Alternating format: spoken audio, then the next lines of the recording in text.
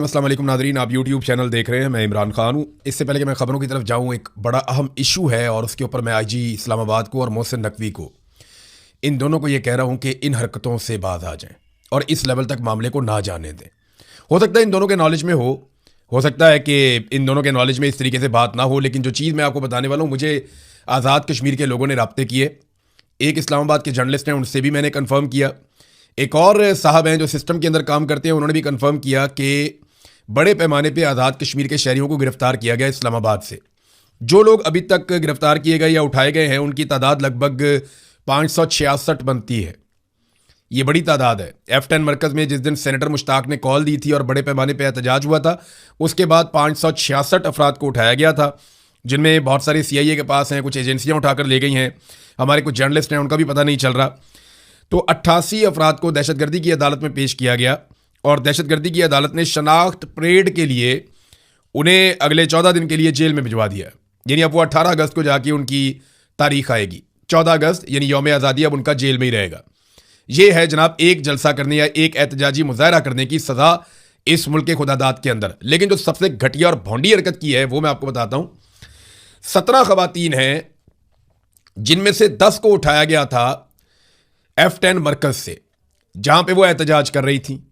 और इसके अलावा कुछ और खवातीन हैं, लड़कियां हैं जो यहाँ पढ़ती हैं, इस्लामाबाद में पढ़ने के लिए, काम करने के लिए वहाँ पे रहती हैं। तो 17 लड़कियों को उठाकर एक फार्म हाउस पे कैद कर दिया गया है। और ये फार्म हाउस जो है वो एक SHO की मलकियत है। ये इंफॉर्मेशन मुझे मिली पाकिस्तान में से। तो इस्लामाबाद में एक फार्म हाउस है और वहाँ पे वो एक SHO की मलकियत है, एक छोटा फार्म हाउस है। वहाँ पे 17 खवातीन को रखा गया है, क्योंकि देखिए खवातीन का एक ही पुलिस स्टेशन है इस्लामाबाद में। अगर वहाँ पे रखेंगे तो वो बैलफ पड़ेगा, जब बैलफ पड़ेगा तो खवातीन को आज़ाद करवा लिया जाएगा। तो इन्होंने खवातीन को भी गैर कानूनी तौर पे अलग जगहों पे रखना शुरू कर दिया है, कानून से बाहर। तो मैं ये बता रहा हूँ और वार्निंग देकर कह रहा हूँ कि इन चीज़ों का बड़ा सख्त रद्द-ए-अमल आएगा। आपको आइडिया ही नहीं है, कश्मीरी जो है वो बड़े गयूर पाकिस्तानी हैं, बड़े गयूर कश्मीरी हैं, बड़े गैरतमंद लोग हैं।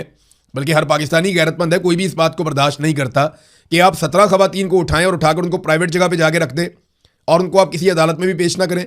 तो फौरी तौर पे अली नासर रिजवी को चाहिए कि जो भी हो इन 17 खवातीन को फौरी तौर पे अदालत में पेश करवाया जाए, या इन्हें जहां पे कैद किया गया है वहां से बाजियाब करके इनके घरों को भिजवाया जाए। ये बड़ी बड़ी सख्त ज्यादती है। और मैं आपको फिर कह रहा हूं कि जिन लोगों ने मुझे फ़ोन किया, और मैं 2 लोग तकरीबन रोने वाले हुए थे, उनकी बहुत बुरी हालत थी। वो ये कह रहे थे कि देखें हमारे साथ इतना बड़ा जुल्म हो रहा है, और एक SHO है, एक पुलिस वाला है, उसका फार्म हाउस है, वहाँ पे 17 खवातीन को कैद किया हुआ है।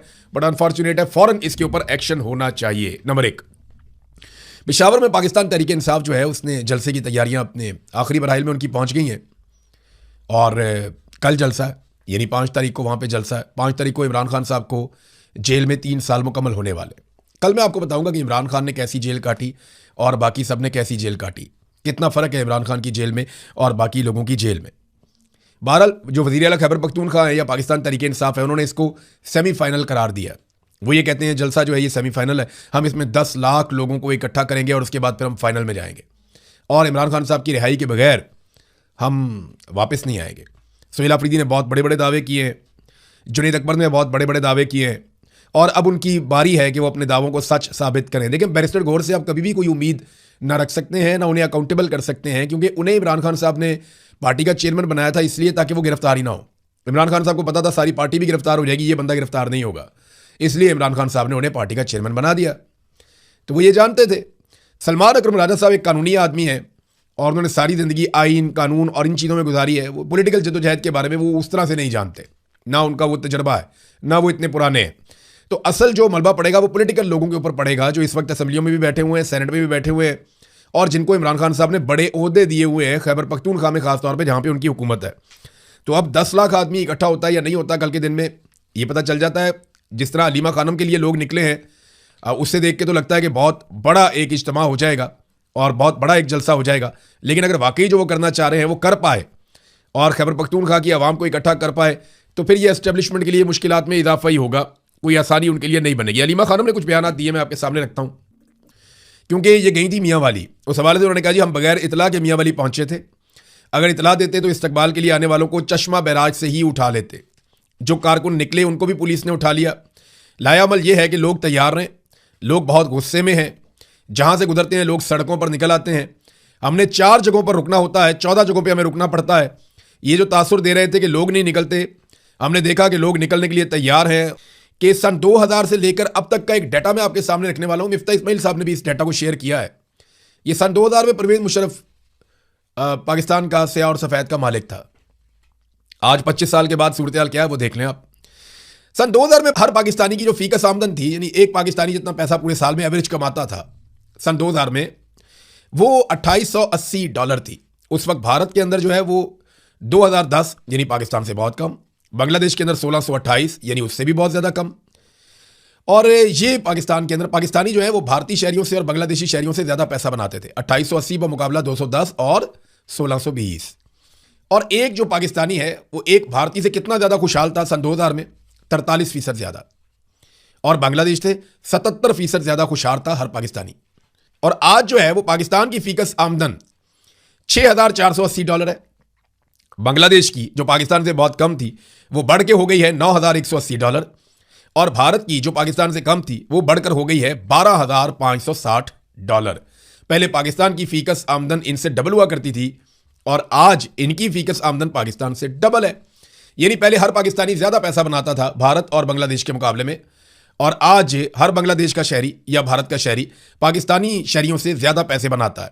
और खुशहाली वाले इंडेक्स में अगर आप देखें तो पहले पाकिस्तानी बांग्लादेशियों से जो है वो 77% और भारतीयों से 43% ज्यादा खुशहाल थे, और आज जो हर भारतीय है वो पाकिस्तानी से 94% ज्यादा खुशहाल है, जबकि हर बांग्लादेशी जो है वो पाकिस्तानी से 42% ज्यादा खुशहाल है। 26 साल के अंदर हमने ये गंद मारा पाकिस्तान में, ये किया पाकिस्तान के साथ। इसमें जनाब हुकूमतें आई हैं, एक तो परवेज मुशर्रफ की हुकूमत थी, फिर नवाज शरीफ की एक पंजाब में हुकूमत आ गई और पीपल्स पार्टी को 5 साल मिले, फिर नून लीग को 5 साल मिले, फिर पीटीआई को 3 साल मिले, और उसके बाद से लेकर अब तक 5 साल से दोबारा नून लीग विराजमान है।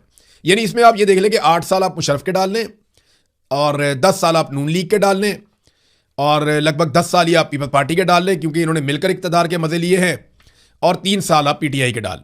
तो जिम्मेदार तो फिर यही रवायती पॉलिटिकल पार्टी हुई ना। देखें मोहसिन नकवी के स्टेटमेंट के हक में जो वसीम अख्तर हैं एमकेएम के, वो भी आ गए। यानी एमकेएम के लोगों ने कहा जनाब हम तो बहुत पहले से कह रहे हैं कि पाकिस्तान का सिस्टम कोलैप्स कर गया है, और ये कोलैप्स ही है। हम 25 साल से आपको ये बता रहे हैं नून लीग और पीपल्स पार्टी करप्ट जमाते हैं और पाकिस्तान बहुत पहले कोलैप्स कर गया था। तो ये वसीम अख्तर ने मोहसिन नकवी की बात की जो है वो तस्दीक की। यानी एमकेएम कम से कम, क्योंकि फौज की जमात है, वो जाकर खड़ी हो गई मोहसिन नकवी के साथ। और वैसे भी बिलावल ने टिक टॉक वो भी सुना दिया कि जनाब टिकटॉक करके आपकी हुकूमत अब खत्म होने जा रही है और आप अब उल्टी गिनती शुरू करें। हालांकि ये टिकटॉक सिर्फ जूते पॉलिश करते हैं। एक दफ़ा टिकटॉक होती है एक पॉलिश, एक दफ़ा फिर टिकटॉक होती है एक और पॉलिश। तो ये बिलावल हो या मरियम हो, ये जूते ही पॉलिश करते रहे हैं, आइंदा भी ऐसा लगता है जूते ही पॉलिश करेंगे। तो क्योंकि हम मईशत की बात कर रहे थे तो मैं आपको ये बता देता हूँ कि पाकिस्तान ने गुज़िश्ता 4 सालों में दुगने कर्जे कर लिए। जितना कर्जा पाकिस्तान बनने के बाद से अब तक लिया गया, गुज़िश्ता 4 सालों में आसिम मुनीर के दौर में उतना ही कर्जा दोबारा ले लिया गया, तो कर्जे दुगने हो गए। टैक्सेस जो है वो भी दुगने कर दिए गए। 4 साल में इतने टैक्सेस लिए गए आवाम से कि आपने रेवेन्यू इकट्ठा कर करके टैक्सेस आपने दुगने कर लिए, महंगाई भी आपने दुगनी कर दी। तरक्याती मनसूबे आपने, अच्छा जो पैसा आप इतना कमाते हैं, बहुत सारे आप टैक्सेस लेते हैं, बहुत सारे आप कर्जे लेते हैं, ये पैसा आप खर्च कहाँ करते हैं? कहाँ खर्च करना होता है? आप पाकिस्तान में तरक्याती मनसूबे लाएंगे, आवाम को सहूलियत देंगे, सब्सिडीज़ देंगे, यही है ना। सब्सिडीज़ भी ख़त्म कर दी और तरक्याती मनसूबे भी नहायत महदूद करके तकरीबन ख़त्म कर दिए। अब मुल्क में तरक्याती मनसूबे भी नहीं चल रहे, अवाम को सब्सिडीज भी नहीं दी जा रही, कर्जे दुगने हो गए हैं, टैक्सेस दुगने हो गए हैं, तो पैसा जा कहाँ रहा है? इसका जवाब कोई नहीं देता। गुर्बत और बेरोजगारी पाकिस्तान में रिकॉर्ड बढ़ चुकी है, और ये सारा कुछ मैं नहीं कह रहा, सरकारी आदादो शुमार आपको बता रहे हैं। तो सवाल ये होना चाहिए कि ये जो पैसा आप इकट्ठा कर रहे हैं, बेशुमार पैसा, अरबों डॉलर, ये जा कहाँ रहा है? इसे खर्च कौन कर रहा है और ये किसकी जेब में जा रहा है? ये कहाँ गायब होता जा रहा है? कौन सा ऐसा गड़ा है जिसमें ये पैसा गिर रहा है और पता नहीं चल रहा? क्योंकि पाकिस्तान में तो कुछ भी नहीं बन रहा, हमें तो इसमें कुछ भी नहीं मिल रहा, तो हम ये कैसे मान लें कि ये पैसा पाकिस्तानियों के ऊपर खर्च हो रहा है? और हालात ये हैं कि अल जजीरा पे पाबंदी लगा दी पाकिस्तान ने। इससे पहले पता किसने लगाई थी? इसराइल ने। पाकिस्तान में और इसराइल में कुछ चीज़ों की मुमासलत होती जा रही है। अशोक स्वैन है, भारतीय बहुत बड़े इंटेलेक्चुअल हैं, उन्होंने कहा जी कि आसिम मुनीर और नेतन्याहू एक ही पॉलिसी पे चल रहे हैं। नेतन्याहू ने अल जजीरा पे पाबंदी लगाई, आसिम मुनीर ने भी अल जजीरा पे पाबंदी लगा दी। वहां नेतन्याहू जबरी गुमशुदगियां करवाते हैं, यहां पे आसिम मुनीर भी जबरी गुमशुदगियां करवाते हैं। वहां पे नेतन्याहू ने जो इंसानी इमदाद है फ़लस्तीनी शहरियों की वो बंद की हुई है। यहाँ पे आसिम मुनीर ने इंसानी इमदाद जो है वो कश्मीरी शहरियों की वो बंद की हुई है। तो दोनों एक ही तरह की कार्रवाई कर रहे हैं। आप बड़ी मुमासलत है दोनों के अंदर, दोनों जबर के साथ मुसल्लत हैं, दोनों जुल्म का रास्ता इख्तियार कर रहे हैं, दोनों ने हथियार उठाए हुए। हाँ, लेकिन एक मजे की बात यह है कि नेतन्याहू कम से कम अपने लोगों के साथ वफादार है, अपनी अदालत को जवाब दे। लेकिन आसिम मुनीर के पास इस्तिस्ना भी है और वो अपने लोगों के सामने अपने आप को जवाब दे नहीं समझते। यानी उन्होंने यहाँ पे कोई और सहूलत ली हुई है। नेतन्याहू ने यूनिफॉर्म नहीं पहना हुआ, लेकिन आसिम मुनीर साहब ने यूनिफॉर्म पहना हुआ है। तो ये तो फ़र्क है। अब नादरीन, एक चीज़ और है, वो ये है कि आसिफ अली जरदारी ने जजों की समरी रोकी हुई है। जजों के नाम फाइनल करके तैनातियों की समरियां जो हैं वो आसिफ अली जरदारी सदर पाकिस्तान को भेज दी गई कि जनाब इनका आप नोटिफिकेशन जारी करें, ये सारे जजेस हैं। लेकिन पता चला कि जरदारी साहब को तो एतराज़ है, उनके अपने बंदे शामिल ही नहीं किए गए, तो उन्होंने वो समरी रोकी हुई है। अब ये एक नया बहरान पैदा हो गया। हर चीज़ में ना इन सबको हिस्सा चाहिए। जनाब ब्यूरोक्रेसी में हमारा हिस्सा होना चाहिए, जजों में हमारा हिस्सा होना चाहिए, मीडिया में हमारा हिस्सा होना चाहिए, बजट में हमारा हिस्सा होना चाहिए, पैसों में हमारा हिस्सा होना चाहिए, इक़्तिदार में हमारा हिस्सा होना चाहिए। हर चीज़ में हमें हमारा हिस्सा मिलना चाहिए। अब वो हिस्से के चक्कर में ना पाकिस्तान के हिस्से बखड़े करती है। अब एक चीज़ जो ये बड़ी अच्छी कर रहे थे वो थी सालसी, कि जनाब हम सालसी कर रहे हैं अमेरिका और ईरान के बीच में। उसकी वजह से डोनाल्ड ट्रंप ने थोड़ा सा सर पे भी उठाया हुआ था पाकिस्तान की मिलिट्री एस्टेब्लिशमेंट की क़यादत को, यानी आसिम मुनीर को और शहबाज शरीफ को भी। तो अब ट्रंप के लिए मुश्किलात बढ़ गई हैं, क्योंकि जब मालिक के लिए मुश्किलात बढ़ेंगी तो मुलाजिम के लिए भी मुश्किलात बढ़ेगी। ट्रंप के लिए मुश्किल ये है कि नवंबर में वहाँ पे मिड टर्म इलेक्शन आने वाले हैं और मिड टर्म इलेक्शन से पहले पहले डोनाल्ड ट्रंप को ये सारा रायता वापस उठाना है और ये सारी सूरत हाल जो है इसको कंट्रोल करना है, इस गंद को समेटना है जो उसने फैला दिया है। तो ईरान के साथ हतमी लड़ाई करके वो जंगबंदी या किसी किस्म की वॉर ट्रॉफी कैसे हासिल करेंगे? देखें ना, अभी वो बात कर रहे हैं सिर्फ आबनाए हुर्मुज़ पे, हालांकि आबनाए हुर्मुज़ तो पहले से खुली हुई थी। जो ईरान के साथ बातचीत करनी थी या लड़ाई करनी थी वो करनी थी एटॉमिक एसेट्स के बारे में। जो एटमी मुआहदे में बात होनी थी वो आबनाए हुर्मुज़ के मुआहदे तक पहुंच गई है, जो पहले तो खुला हुआ था। लेकिन ईरान को समझ आ गई कि वो इसको एक स्ट्रेटेजिक एसेट के तौर पे कंट्रोल रख सकता है, कि जब भी दुनिया उस पर अटैक करेगी वो इसको जगह को इस्तेमाल करेगा अपने मफाद के लिए और दुनिया को यहां पे तंग करेगा। तो ईरान की हिकमत अमली काम कर गई और वो उसके ऊपर बैठ गया कि अब वो कहते हैं जी उस पर हमने मुआहदा करना है। तो डोनाल्ड ट्रंप को ऐसा क्या मिलेगा कि वो पॉलिटिकली थोड़ा सा वापस रिवाइव हो जाए? मुझे कुछ नहीं लगता ऐसा, क्योंकि ओबामा को तो उसामा दे दिया था ना पाकिस्तान ने। जब ओबामा को इलेक्शन में मुश्किलात पेश आ रही थी और मकबूलियत कम हुई थी तो पाकिस्तान ने ओबामा को उसामा दे दिया था मई 2011 में। तो उससे ओबामा को बहुत फ़ायदा पहुंचा था, पॉलिटिकली बहुत फ़ायदा पहुंचा था। तो डोनाल्ड ट्रंप को हम क्या फ़ायदा दे सकते हैं इसके बारे में भी कोई आइडिया नहीं है। लेकिन रॉयटर्स को अमेरिका की 3 अहम तरीन शख्सियात ने एक बात बताई और उन्होंने कहा जी कि अमेरिका अपने जो बेहतरीन लॉन्ग रेंज मिसाइल्स हैं, जिनको चाइना के साथ अगर कभी कोई लड़ाई होती तो उनको इस्तेमाल किया जा सकता था, उन मिसाइल्स के बहुत बड़े ज़ख़ीरे को तकरीबन ख़त्म कर चुका है। ये 3 अहम तरीन अमरीकी शख्सियात ने कहा, जबकि व्हाइट हाउस इसी तरदीद करता रहा, बार बार करता रहा। लेकिन अहम तरीन अमरीकी शख्सियात ने रॉयटर्स को ये बात बताई है। तो डोनाल्ड ट्रंप ने आज मंगल वाले दिन तक का आखिरी एक मौका दिया है ईरान को और उसका उन्होंने ऐलान किया है कि जनाब ईरान हर हाल में अब हथियार डाले और हमारे साथ वो मुआहदा करे जो हम चाहते हैं। लेकिन दूसरी तरफ अमेरिका के अंदर तजियाकार ये कह रहे हैं कि अगर ईरान, यमन, इराक के अंदर जो सपोर्टर हैं ईरान के वो भी और हिजबुल्लाह ये मिलकर रिटेलिएट करते हैं तो अमेरिका के लिए बहुत बड़ी शर्मिंदगी हो जाएगी। और ये एक ऐसी लड़ाई है जिसमें अमेरिका यकतरफा तौर पे फतह का ऐलान नहीं कर सकता। बड़ी प्रॉब्लम है डोनाल्ड ट्रंप के लिए। तो अब तक के लिए इतना ही। अपना ख्याल रखिएगा, अपने इस चैनल का भी। अल्लाह हाफ़िज़।